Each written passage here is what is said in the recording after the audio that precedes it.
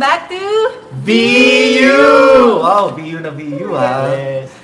Yeah! So guys, sobrang overwhelmed kami dahil pinaunlakan kami ng ating Peace Builder of the Youth High. Yes, let's welcome Brother Tony Tony Valenzuela! Hey! So, VU for Valenzuela. So, saktong-sakto, di ba? Valenzuela vlog. Wow, gosh, parang I'm so blessed already to be part of this particular vlog nyo. Nakakatawa naman. And I have to admit, medyo hindi ako sanay na may nag-interview sa akin. Usually ako din na ang nag-interview. So, let's have this other way around. Sige, let's see how the Lord will lead this thing. Alright. So ang topic natin, kaya natin na-invite si Brother Tony is about generation gap. Generation Yun, gap. And yes. tamang-tama, no, dahil Peace Builder si Brother Tony ng youth. Yes. Sige, What are the challenges? How do we break the gap between from the previous generation until the present generation? Medyo feeling ko sa mga viewers natin, konting disclaimer lang, I don't want to discriminate the generations, Yeah. no? But syempre, there is that reality that there is what we call the generation gap. For me, generation gap really is a matter of communication lang eh. Diba? It's a matter of really understanding lingwahe ng bawat isa. Sometimes si mommy, si daddy, nag-aaway din sila. Pero even the parents with their kids. Ako being a builder of the youth, I hear a lot of stories ng mga youth na hindi sila magkakasundo with their parents dahil may konting argument in regards to what course they want to choose, what school they want to go to, what group of friends they want to be with. Even pagdating sa mga servants na mahilig mag-serve talaga, but there are some parents that are saying, serve ka ng serve, pero wala kami nakikitang pagbabago sa iyo. Mga ganon, no? Not that I'm not pointing figures here, but there's the reality. And I believe that we at the community, particularly here at the Feast, we have this venue for the youth where they can express themselves. That's just one option. But if we can give the youth of today, by the way, there are different levels of youth pa yan, ha? Kasi sabi daw, officially ang mga youth pwede hanggang 35. Okay, so pasok pa tayo dyan. So, pasok pa tayo dyan. Youth pa tayo dyan, ha? Youth by heart? Youth, regardless of what age is just a number. Basta young at heart, I believe you are a youth, no? But I also believe that there's a difference between the millennials, I'm sure swak na tayo dyan. Yeah. Yung mga borderline pa ako ng start ng millennial from early 1980s. Yan. Okay, millennials yan. Pero mga Zentennials naman, Gen Z ito, that's why Zentennials, these are those na 18 years old and below. Okay. So, let's try to understand. Medyo konting himay-himay natin. Let's have an analysis. Tayo mga millennials, we grew up with an age where technology was still trying to come out of the dark. Let's say, yung internet. Nabutan niyo ba yung kailangan isaksak yung internet sa phone line mo? May modem na maghintay ka ng 30 minutes para magka-internet lang. I reached that point, no? 1990s pa yan. Pero mga youth ngayon, we give them the gadgets, the pads, and Wi-Fi everywhere. Wi-Fi everywhere. Easy accessible. Exactly. So parang, can we really blame the kids? Yan, may branding yan, BBTK, don't blame the kids. Kasi we actually set up the kind of world na sila mismo that they're living in right now. True. So I also realize na for us to understand them, we have to understand where tayo mga past generations, if I may use the word, are coming from. Yes. So, Nakaka-relate ako doon, no? Kasi yung mga youth ngayon, yung mga kids ngayon, lalo na babies, they know how to play YouTube already. yes. 3 years old, as early as 2 to 3 years old. ang galing sila mag-isip actually. Oo. They're fast learner now, especially nowadays. Yes. Open na lang yung YouTube at lahat ng video. Yes, and the attention span ng mga youth ngayon, sobrang ikli. That's why you can't help, especially with, look at it, we want tayong mga millennials, sobrang, let's say, goal-oriented, gusto natin mga businesses. If we're staying in a work, minimum 2 to 5 years lang, mga ganon. Hindi tayo nag-stay kagaya ng Gen X. Stay sila sa work ng hanggang 10 years, 15 years, hanggang may loyalty reward hanggang pag-retire nila. Pero tayo, we're looking for something more. Paano naman mga Zentennials na talagang from one option to another, to another, to another. That is why there are some Zentennials who are dependent on this kind of social media craze. Kailangan may marami akong likes, marami akong share, marami akong nagbibigay ng positive feedback sa post ko kahit eto, I woke up like this, click post na kagad, no? But then, there are some Zentennials that I also see, particularly with the Youth High Feast, that because of the life that they have today, they're looking for something much more deeper, something more real. And I'm just thankful that itong mga youth, they find it in their faith. So, kailangan natin i-reinforce lang natin uli yung mga values, yung faith. And at the end, di ba, yan ang pinaglalaban din ng mga parents natin, ng mga past generations. Faith, understanding, patience. These things we want to give to the next generation. Pero, it's just a matter of how we do it. Yes, exactly.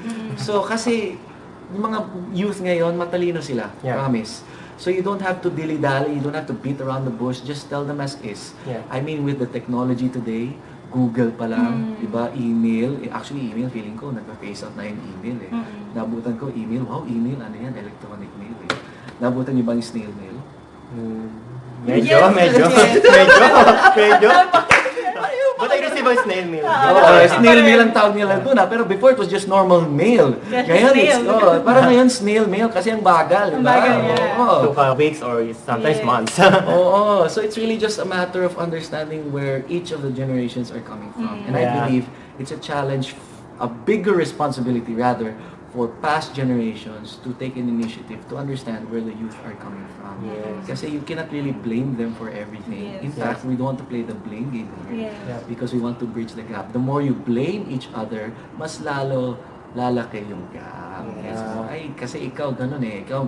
Especially parents na gusto nila, ang hilig nila mag-compare ng mga anak nila. Ay, mabuti naman, hindi ka ganito. Ay, mabuti naman, ganun. Bakit hindi kasing talino ni Kuya or kasing galing ni Bunso? Ganun, comparison. Ang tendency nila, ay, bakit ako i-compare? I don't feel important. I don't feel special. So, ang gagawin nila, every time they receive that kind of negative reinforcement, ang tendency, lalayas. And to the last, God forbid, yung tipong last. We don't want that to happen. I've had several cases in the middle of the night, 2 a.m., 1 a.m., mag-PM, magte-text sa akin, magsasabi sa akin, Tony, I'm thinking of ending it. Don't. I tell them don't. Come to Youth High this Sunday. Just fill yourself with God's love, and we want to bless you and start to realize that yes, your parents are also imperfect. Your parents may pinanggalingan din yan. Baka they were not able to heal at such an early time. But sabi ko, I keep on telling, don't blame your parents also. Because sila din, may mga wounds din sila. At least, yung mga pupunta dito sa Youth High, we're giving them an opportunity for them to choose healing for themselves at maiwasan din nila yung blaming game. Diba? So, yun. Ang ganda nung mga sinabi ni Brother Tony, especially nagustuhan ko doon yung kung ano yung gusto ng parents natin before, like love, kindness, goodness. Same pa rin eh. Yun pa rin yung mga core na gusto natin na deeper pa rin na hanggang ngayon. Parang kumbaga 100 years from now, love pa rin ang kindness and positivity pa rin yung okay, di ba? So, strategy lang talaga yung... Then, addition with that, terms of millennials, Gen X, or Centennials, it's only about ito na yung taon na lumipas. It's a matter of terminology. But the bottom line is, how can we contribute especially to the next generation? How can we help the next generation? Let's remove the labeling. I'm a millennial, I'm a Gen X, I'm a Gen Y, whatsoever. Let's remove that labeling. It's a matter of remarkable on a year. It's only a year that this generation is always a present. Yes, kasi at the end of the day, we're just one family. I mean, sa bahay, hindi pwede isang generation lang. Diba? But what's important is that we learn to appreciate each other regardless of the generation. Kasi I also believe that the youth of today have a lot of wisdom to learn from the past generations. And the past generations can learn a lot, especially if we want our world, if our concern is our world to grow, to become better, is to listen. Basically, really listen to the youth of today. Lahat sila may mga problems din, mga youth eh. Especially when it comes to bullying, o shaming in school, kahit sa online, ang daming mga bullying dyan, cyberbullying. Nako, sabi ko, with the internet, a lot of problems have even become more because of the internet. Parang nisip ko, is really social media social or anti-social? Yung parang ganun. Kasi, I'm also a commercial model. So when I go to my videotape recordings or VTRs, usually I see pag mga bata ang kasama ko, nandiyan yung mga magulang. Para matahimik lang yung bata, bibigay yung iPad. Yes, yung phone. So sino may kasalanan talaga? Diba? You can't blame the kids. Kasi nasanay na sila na harap nila pad. From the age of 3 to 6, that is the most influential, most impactful age for a kid. 3 to 6, kung anong gusto mong matutunan yung bata while that person is growing up, teach it it to that kid 3 to 6. Paano pag yung natutunan ng bata is through the iPad instead of communication with the parents, communication with the peers, or stress management at such a young age, di ba?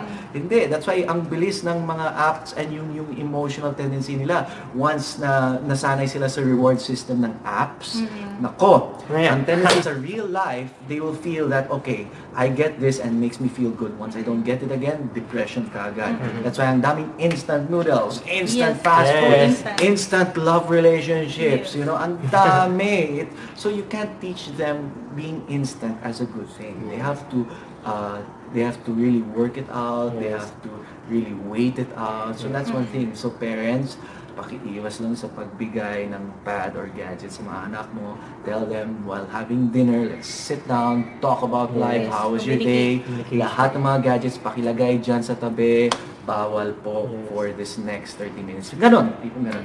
Para may communication na at makita din ng parents, naghihirap pala yung parents ko, ganito pala si mommy, ganito pala si daddy. So naghihirap pala sila for me, I know where they're coming from, mas mamahalin ko sila pa more, di ba? Hashtag love me pa more, okay, mga ganun. So, wow, grabe. Thank you, Brother Tony. Sobrang, ang daming wisdom. It happens when you get to minister to the youth. Ang dami mo matunan. Experience. Yes, I am humbled by learning from them. You know, it's true. Yeah. Siguro, Brother Tony, para sa ending natin, last message naman for the youth. For the your final message. Yeah, for the youth, actually, I shared this sa talk ko today, is that you find your sure and true foundation. You know? Because even sa mga youth of today, I know that there are a lot of expectations on your shoulder, on your chest, maybe not just from society, not just from your peers, even upon yourself. You want to look good, you want to feel good, you want to be appreciated, you want to be approved, you want to be loved. But maybe you're looking for this kind of love in the wrong places. So I hope that you can join us at the feast para we can help, you know, give you a different and fresher perspective of what it means to truly love yourself, especially from God's point of view. And this love is unconditional love. Regardless of whatever acne breakout you're having, your crush, hindi ka na crush, mga ganon, or kaya bagsak ka na sa grades mo and you're disappointing your parents. You know, I'm saying it's normal. That's why we want to help you go through that. That going through your struggles in life, your parents have gone through that. That's why if you feel that they're not giving you the value that you want, just understand them for now. And maybe in time, kayo ang magbibigay ng value to your parents in time. So yun. Wow. Thank you, Brother Thank you, Tony. Brother Thank you guys. Thank you, Melvin. Thank you so much, guys. I appreciate this. Just keep on watching. Please keep on hooking on to these guys' vlogs kasi I'm sure they're doing great stuff for you out there. God bless you. God bless you guys. See you soon. Bye-bye. Join us again on the next episode. Goodbye.